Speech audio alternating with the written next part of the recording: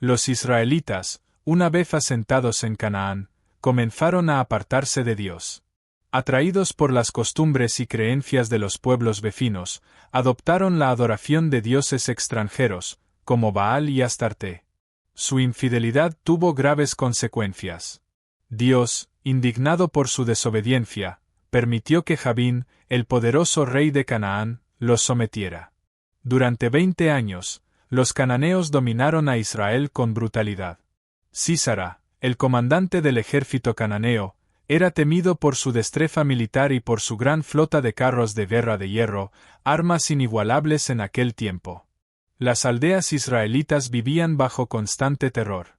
Los caminos se volvieron inseguros, pues los soldados de Sísara patrullaban cada rincón, extorsionando y saqueando.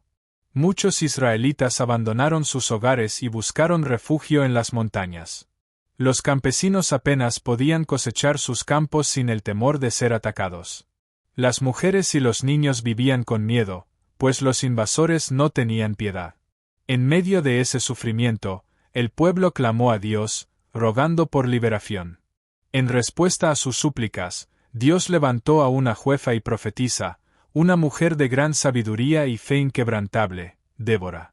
En medio de la incertidumbre y el sufrimiento, Débora, inspirada por Dios, comprendió que era el momento de actuar.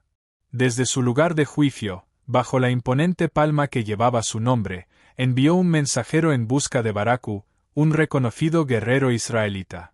Baracu vivía en la región montañosa de Neftalí, donde entrenaba a un pequeño grupo de hombres. Su destreza en el combate era innegable, pero sabía que enfrentarse a los cananeos no sería fácil. El mensajero llevó hasta él con urgencia, narrándole las palabras de Débora. La misión era clara: debía reunir un ejército de 10.000 hombres de las tribus de Neftalí y Zabulón y marchar al monte Tabor. Allí, Dios les entregaría la victoria sobre los cananeos. La noticia era alentadora, pero también despertaba inquietud. Baracu comprendía la gravedad de la tarea, pues Sísara no dudaría en desatar toda su furia sobre los israelitas. Sin embargo, la orden venía de Dios a través de su profetisa. Con determinación, Baracu partió hacia la palma de Débora, listo para aceptar su destino. Baracu llevó ante Débora, su mente aún cargada de dudas. La profetisa, con su mirada serena pero firme, le transmitió nuevamente la orden de Dios. Debía reunir 10.000 hombres y marchar al monte Tabor, pues allí el Señor entregaría a Sísara en sus manos. Pero Baracu, consciente de la superioridad militar de los cananeos y temeroso de fracasar, hizo una petición inesperada. Solo iría a la batalla si Débora lo acompañaba. No confiaba completamente en su propia capacidad, pero sí en la presencia de Dios que hablaba a través de la jueza. Débora aceptó, pero le advirtió que, debido a su falta de confianza, la gloria de la victoria no sería suya. En su lugar, Dios entregaría a Sísara en manos de una mujer. Las palabras de Débora resonaron con fuerza en el corazón de Baracu. Aún así, decidió aceptar la misión y comenzó a organizar a los hombres de Neftalí y Zabulón. Mientras tanto, la noticia del levantamiento israelita comenzó a esparcirse, llegando hasta los oídos de los cananeos. Sísara, furioso, ordenó que su ejército se preparara para el combate. La guerra era inminente. La convocatoria de Baracu tuvo una respuesta inmediata. Hombres de las tribus de Neftalí y Zabulón abandonaron sus campos y hogares, armándose con lanzas, espadas y arcos rudimentarios. Aunque no tenían la sofisticación ni los temidos carros de hierro de los cananeos, su fe en la promesa de Dios los impulsaba. Bajo el liderazgo de Baracu y con Débora a su lado, el ejército israelita ascendió al monte Tabor, estableciendo su campamento en su cima. Desde allí, podían divisar el vasto valle de Jezreel, donde las fuerzas de Sísara se reunían. La visión del enemigo era sobrecogedora. Cientos de carros de hierro relucían bajo el sol, alineados en formación perfecta. Los israelitas sintieron un nudo en el estómago, pero Débora los alentó. «Hoy es el día en que el Señor entregará a Sísara en nuestras manos», proclamó. Su voz resonó entre los guerreros, infundiéndoles valor. Baracu, con la determinación renovada, ordenó que todos se prepararan. La batalla estaba por comenzar. Cuando los cananeos avanzaron hacia la batalla, confiaban en su aplastante superioridad. Sus carros de hierro eran su arma más letal, capaces de destruir cualquier resistencia con facilidad. Sin embargo, lo que no esperaban era la intervención divina. Justo cuando Sísara dio la orden de ataque, el cielo comenzó a oscurecerse. Nubes negras cubrieron el sol y el trueno retumbó con furia. Una repentina tormenta estalló sobre el valle. La lluvia caía con una intensidad devastadora, convirtiendo la tierra firme en un lodazal. Los carros de hierro, antes imparables, quedaron atrapados en el barro. Los caballos relinchaban en pánico, mientras los soldados cananeos intentaban desesperadamente moverse, solo para ser alcanzados por las flechas y espadas de los israelitas que descendían del monte Tabor con un grito de guerra. El ejército de Sísara, atrapado y desorganizado, empezó a desmoronarse. Los israelitas, con una fuerza que solo podía venir de Dios, atacaron con valentía, derribando a sus enemigos. La batalla que parecía imposible estaba siendo ganada, no por la estrategia humana, sino por el poder del Señor. Sísara, al ver su ejército colapsar, sintió el terror apoderarse de su corazón.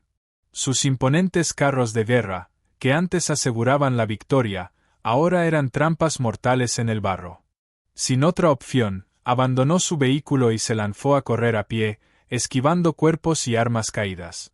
Sus soldados, viendo que su líder huía, también intentaron dispersarse, pero fueron abatidos por los israelitas, que ahora dominaban la batalla. El comandante cananeo corrió sin rumbo fijo, con el lodo empapando sus vestiduras y su respiración entrecortada. Buscaba un refugio seguro, lejos del desastre. En su desesperación, divisó una pequeña tienda solitaria en la llanura. Sabía que pertenecía a Jael, esposa de Heber el Ceneo, un pueblo que no estaba directamente involucrado en el conflicto. Pensó que allí encontraría protección. Con el miedo en sus ojos, Sísara se dirigió apresuradamente hacia la entrada de la tienda, con la esperanza de que aún pudiera salvar su vida. Jael observó a Sísara acercarse con paso tambaleante. Su ropa estaba empapada, su rostro cubierto de sudor y lodo. Con voz entrecortada, el comandante le suplicó refugio. Jael, con calma, le hizo señas para que entrara en la tienda. Sin dudar, Sísara cruzó el umbral y se dejó caer exhausto sobre el suelo cubierto de pieles. Sabía que no podía confiar en nadie, pero el agotamiento era demasiado. Jael, con una actitud gentil, cubrió a Sísara con una manta y le ofreció leche en lugar de agua, un gesto que lo relajó y le dio una falsa sensación de seguridad. Su respiración se volvió más pausada y pronto sus ojos comenzaron a cerrarse. Mientras dormía, Jael tomó una estaca de la tienda y un martillo, acercándose silenciosamente al hombre que tantos sufrimientos había causado a Israel. El silencio reinaba en la tienda. Jael se arrodilló con sigilo junto a Sísara, sintiendo la firmeza del martillo en su mano. Sabía que este era su momento. Con precisión y fuerza, levantó la estaca y la clavó con un golpe certero en la sien del comandante cananeo. Sísara apenas tuvo tiempo de reaccionar, su cuerpo se estremeció antes de quedar inmóvil. La guerra de Israel contra los cananeos había terminado en ese preciso instante, no en el campo de batalla, sino dentro de una tienda humilde, por la mano de una mujer. Jael se incorporó, su respiración acelerada, observando el cuerpo sin vida a sus pies. Sabía que debía informar a Baracu. Con paso firme, salió de la tienda y esperó a que el comandante israelita llegara. Cuando Baracu apareció en la llanura, aún buscando a Sísara, Jael le hizo una señal y le dijo con serenidad: «El hombre que buscas está aquí». Baracu entró y vio el destino de su enemigo, comprendiendo que la victoria de Dios se había consumado de una manera inesperada. Tras la victoria, Débora y Baracu se reunieron con los soldados de Israel. La alegría era inmensa, pues Dios había librado a su pueblo de la opresión. En agradecimiento, Débora entonó un cántico de alabanza, relatando la grandeza de la intervención divina y la valentía de Jael. Su voz resonó entre los montes, mientras los guerreros se unían en júbilo. El cántico describía cómo Dios luchó por Israel, cómo la naturaleza misma se puso en contra de los cananeos, y cómo una simple mujer se convirtió en el instrumento final de la victoria.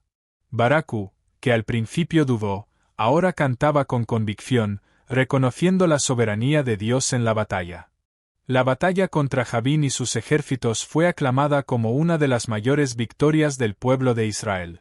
Tras la caída de Sísara a manos de Jael y la destrucción del ejército cananeo, los israelitas finalmente encontraron alivio del dominio opresor. Débora y Barak, ahora símbolos de la liberación de Israel, reunieron al pueblo para celebrar el triunfo que el Señor les había concedido. Débora, con su postura imponente de profetisa y jueza, se levantó ante la multitud. Con los ojos elevados al cielo, entonó un cántico de alabanza a Dios, exaltando su poder y misericordia.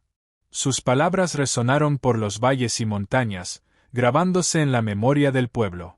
Barak, a su lado, observaba con respeto y humildad, reconociendo que la victoria no vino solo por su liderazgo, sino por la dirección divina. Durante años, Israel disfrutó de una paz nunca antes experimentada. Los enemigos temían atacar nuevamente, sabiendo que Dios estaba al lado de los israelitas. Débora continuó juzgando con sabiduría, y Barak, antes vacilante, se convirtió en un líder admirado. El pueblo, ahora fiel, prosperó bajo la seguridad de la alianza renovada con el Señor.